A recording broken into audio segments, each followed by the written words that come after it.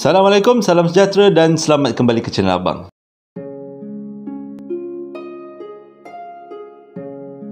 Ramai sangat yang suka tentang cerita puteri-puteri zaman-zaman dulu, puteri-puteri Melayu. Jadi Abang sambung, ini kisah-kisah puteri part yang kedua.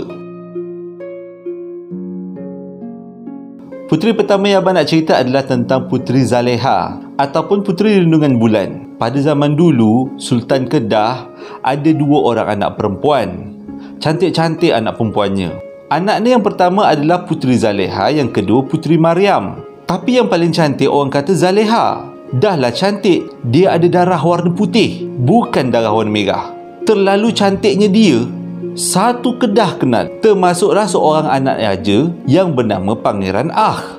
Pangeran Ah ni memang bercita-cita nak kahwin dengan Puteri Zaleha. Diserangnya negeri Kedah. Waktu berperang tu, Sultan Kedah tanya, kenapa kau serang negeri aku?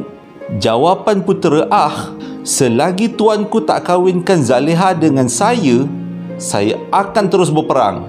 Semata-mata kan seorang perempuan kahwin perang-perang sampai. Tapi masalahnya, putera Ah ni tak tahu macam mana rupa Puteri Zaleha. Jadi nak lindungi Puteri Zaleha ni, bapa dia tukarkan, kahwinkan Pangeran Ah dengan adik Zaleha iaitu Maryam. Sebab dia kata Zaleha ni sangat-sangat beruntung, cantik lah, darah warna putih lah. Jadi dia nak simpan Zaleha ni. Dia kahwinkan putera Ah dengan Maryam. Jadi mereka berkahwin lah, aman bahagialah. Nak dijadikan cerita, satu hari jari Maryam ni tercucuk dengan benda tajam. Keluarlah darah. Silaplah, darah yang keluar bukan warna putih tapi warna merah. Jadi putera Ah ni tahulah yang dia kahwin bukan Zaleha, tapi adik Zaleha iaitu Maryam. Sekali lagi putera Ah pergi serang Kedah, bawa bala tentera dia. Dia nak juga kahwin dengan Zaleha, tapi Zaleha dah hilang. Bapa dia dah sorokkan. Dia sorokkan ke dalam hutan. Jauhnya ke dalam hutan tu 2 bulan perjalanan. Dia punya istimewanya sampaikan tempat persembunyian Zaleha ni bulan pun tak dapat nak menyinari. Begitu dalamnya tempat persembunyian dia. Dan sejak dari itu, putera Ah tak jumpa Puteri Zaleha. Dia tak tahu Puteri Zaleha kat mana. Dia pun berundur daripada negeri Kedah balik ke negeri dia. Redolah dia kahwin dengan Puteri Maryam. Dan sejak daripada tu, dia dapat julukan Puteri Lindungan Bulan sebab tempat dia sorok, bulan pun tak boleh jumpa. Makam dia ada dekat Bukit Seputih. Orang kata sampai sekarang bila ada masa-masa tertentu, bulan akan menyinari makam dia. Korang pergi cari. Puteri yang kedua adalah Puteri Santubong dan Puteri Sejinjang. Ini legenda orang Sarawak. Tapi 2 puteri ni bukan manusia. Dikatakan adalah anak-anak dewa. Tapi kalau kita sekarang, kita cakap bunian lah. Pada satu hari, ada 2 kampung bertelagah. Jadi dewa alam bunian ni, dia tengok 2 kampung dia bergaduh, dia rasa tak senang hati. Dia hantar 2 puteri dia yang terbaik untuk mengamankan orang kampung. Puteri Santubong dihantar kat satu kampung, Puteri Sejinjang dihantar kat kampung sebelah. Jadi disebabkan bantuan dengan puteri-puteri bunian ni, amanlah kedua-dua kampung tu. Tapi sebelum dia turun ke bumi, dewa alam bunian ni berpesan, Puteri Sejinjang tak boleh bergaduh dengan Puteri Santubong. Kalau tidak, dia akan sumpah dua-dua anak dia. Jadi duduklah 2 puteri ni dekat kampung-kampung yang ditugaskan. Dua-dua puteri ni pun ajarlah orang kampung macam mana cara nak menenun dan juga menumbuk padi. Amanlah dua-dua kampung. Nak dijadikan cerita, pada satu hari, Santubong dengan Sejinjang jatuh cinta dengan seorang lelaki yang sama. Tak puas hati, diorang bergaduh. Diorang gunakan senjata-senjata sakti yang bapak diorang bagi. Dia dah lupa dah janji pada bapak dia. Waktu pergaduhan tu, dua-dua puteri ni membesar jadi gergasi. Bergaduhlah dia berhari-hari, bermalam-malam. Dan akhirnya kedua-duanya tewas serentak. Satu kena kat pipi, pecah pipinya. Satu kena kat kepala, pecah kepalanya. Bila Raja Alam Kayangan tengok anak-anak dia bergaduh, dia pun sakit hati. Disumpahlah kedua-dua anak ni. Tak kisahlah dia puteri ke tidak, sebab dah langgar peraturan. Puteri Santubong jadi Gunung Santubong.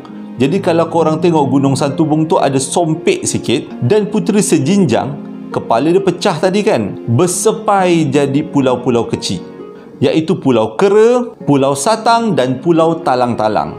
Itu adalah bekas-bekas kepala puteri sejinjang. Ini legenda aja, jangan percaya sangat. Dan puteri ketiga adalah Puteri Bidasari. Ada satu pedagang laki bini duduk dekat tepi sungai. Satu hari dia nampak sampan terhanyut. Dia tengok dalam sampan tu ada seekor. Dia tengok dalam sampan tu ada satu baby yang sangat comel, baby perempuan. Dia ambil lah baby itu. Disebabkan dia pun tak ada anak, dia ambil kalau baby itu jadi anak angkat. Dinamakan Puteri Bidasari. Masa tu belum ada puteri lagi. Bidasari nama dia. Nak dijadikan cerita, dalam negara tu ada sepasang suami isteri raja dan permaisuri. Raja memang tak ada masalah, baik-baik aja. Tapi permaisuri ni pelik sikit. Dia tak boleh tengok ada baby atau anak perempuan yang lebih cantik daripada anak dia. Kalau jumpa dia akan sumpah. Jadi pada satu hari, dia terdengar cerita lah, ada satu baby ni molek cantik. Dia perintahkan orang-orang dia cari siapa baby tu, bawa ke istana. Jadi pengawal-pengawal permaisuri ni jumpalah dengan Bidasari. Masa tu Bidasari kecil lagi.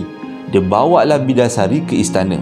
Bila dia tengok Bidasari tu lebih cantik daripada anak dia, dia sumpah Bidasari. Bidasari siang akan tertidur, malam dia akan berjaga. Itu sebagai cara supaya semua orang kampung atau orang negeri tu tak tahu tentang kecantikan Bidasari.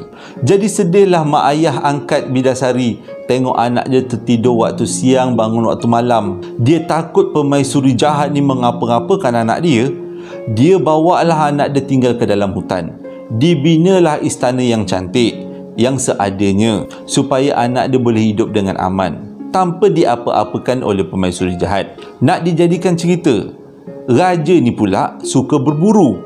Satu hari dia berburu dekat hutan, di mana dalam hutan tu ada istana Bidasari. Sedang dia berburu-berburu, dia nampak ada satu istana yang megah dan dia masuk. Lepas tu dia ternampak seorang wanita telah terbaring. Wanita tu rupa paras dia sangat-sangatlah cantik. Dia kejut tapi tak bangun. Dia tunggu sampai waktu malam. Tiba-tiba Bidasari bangun. Bila Bidasari bangun, Bidasari bertanya, siapakah awak? Dia mengakulah yang dia tu raja negeri tu. Dipendekkan cerita, akhirnya mereka berdua pun berkahwin. Disebabkan perkahwinan itu, sumpah Bidasari pun tamat. Akhirnya Bidasari boleh hidup macam manusia biasa. Dia tak tidur waktu siang, bangun waktu malam. Dia akan tidur waktu malam, bangun waktu siang. Apa jadi dengan permaisuri? Permaisuri itu telah diceraikan oleh raja dan anaknya telah dibela oleh istana. Terima kasih sebab dah menonton video Abang Peduli sampai habis. Ini kisah dongeng bagus untuk ceritakan ke anak-anak. Hingga berjumpa lagi dalam posting Abang yang akan datang. Assalamualaikum warahmatullahi wabarakatuh.